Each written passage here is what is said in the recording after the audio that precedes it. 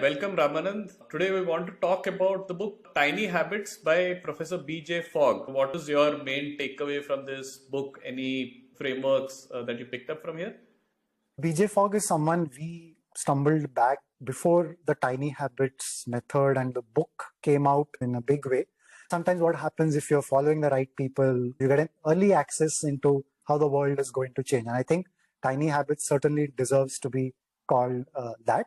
Put it very tinily, Tiny Habits is about taking a big change in your habits and shrinking it to a really small routine.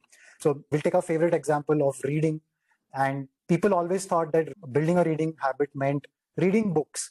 And an average book could be 200 pages, 300 pages, 10 plus chapters. And that whole thing can be very daunting to a lot of people who are not readers. And so what can you do? Do you walk away defeated?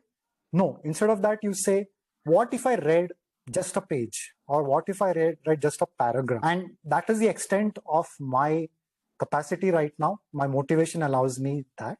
And so doing that should also be considered perfectly fine.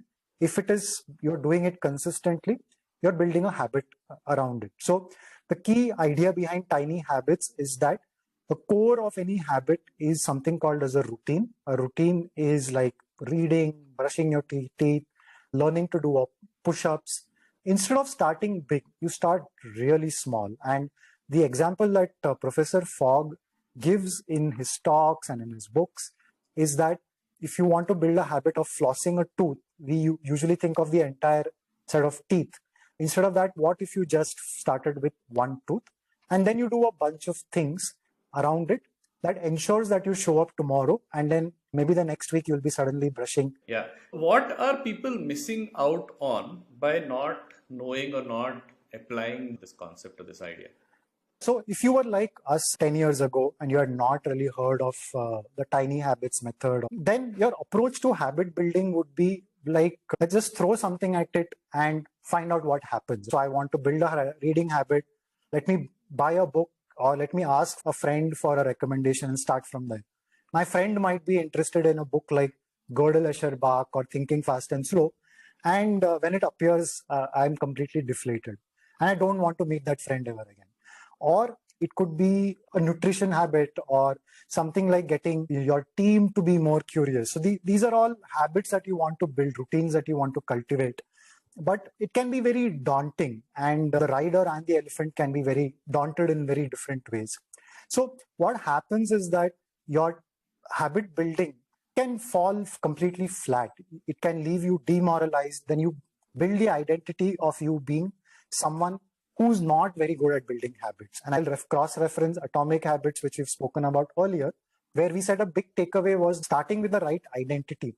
And so what happens if you build a habit the wrong way or in an ad hoc way is that you send yourself the message that I am not the type that has good habits.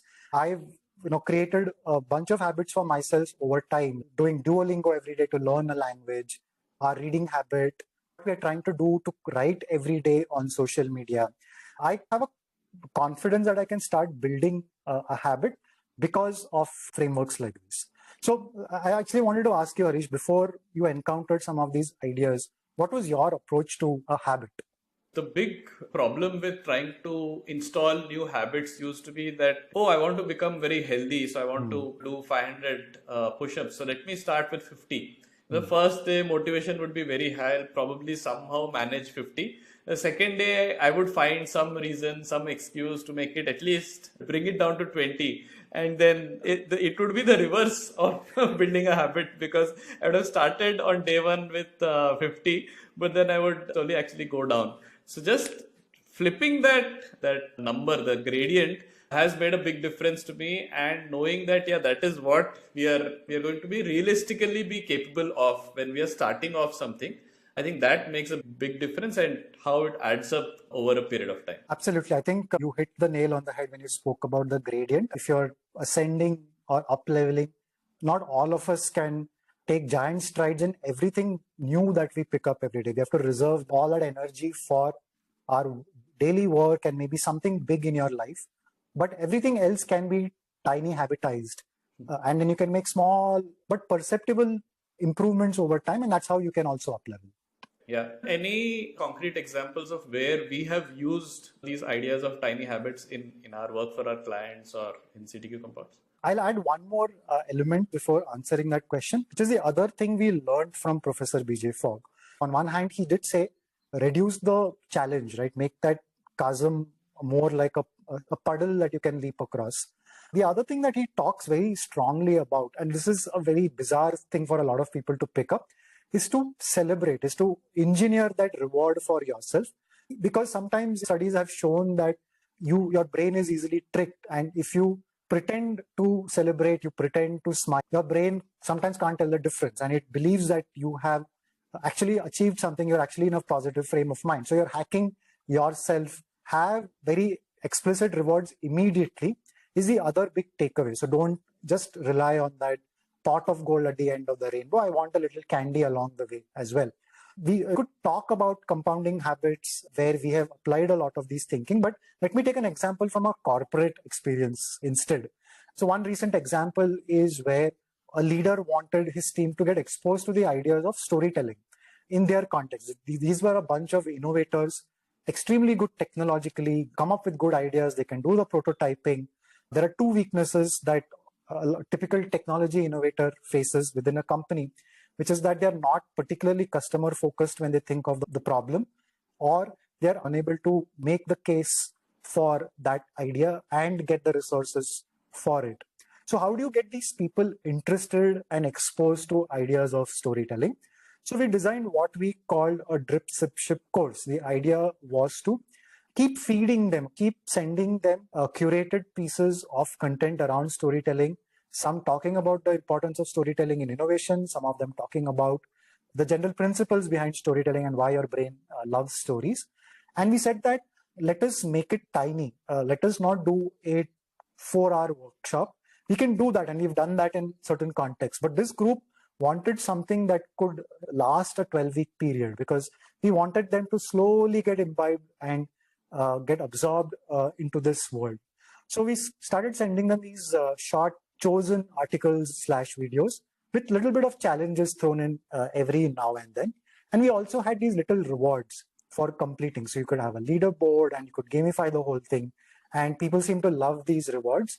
And some people say that, yeah, I've made a streak of 3 challenges. Let me continue doing that. That's an example of how you can bring in even tiny habits, which looks like an individual sort of a mechanism for change. And you can actually bring it into a team situation. When you were saying this, Raman, the idea that came to mind was we are basically making change almost by subterfuge, where people don't realize and suddenly they are on the other side of the river, right? Had we asked them to make that, they would have probably refused.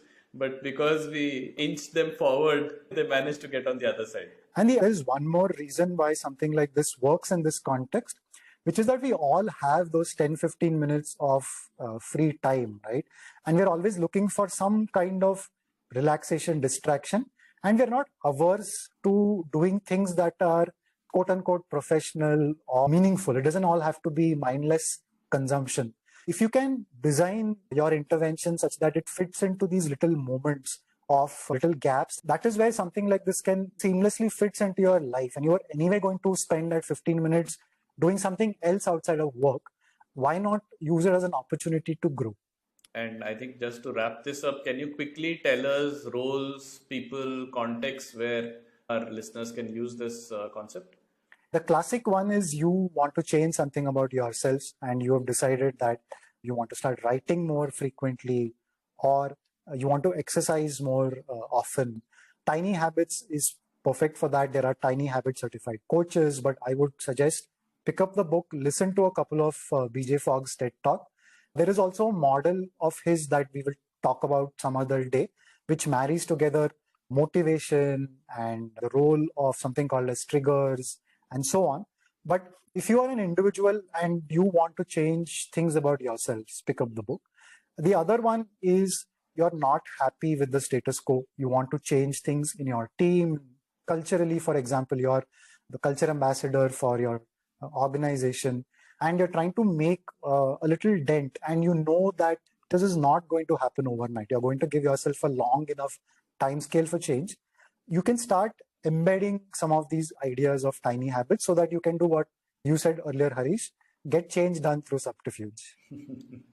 Yeah, and it was in a very positive sense that we mentioned. So, on that note, let's hope some of our listeners actually pick up some tiny habit to change and adopt after listening to this.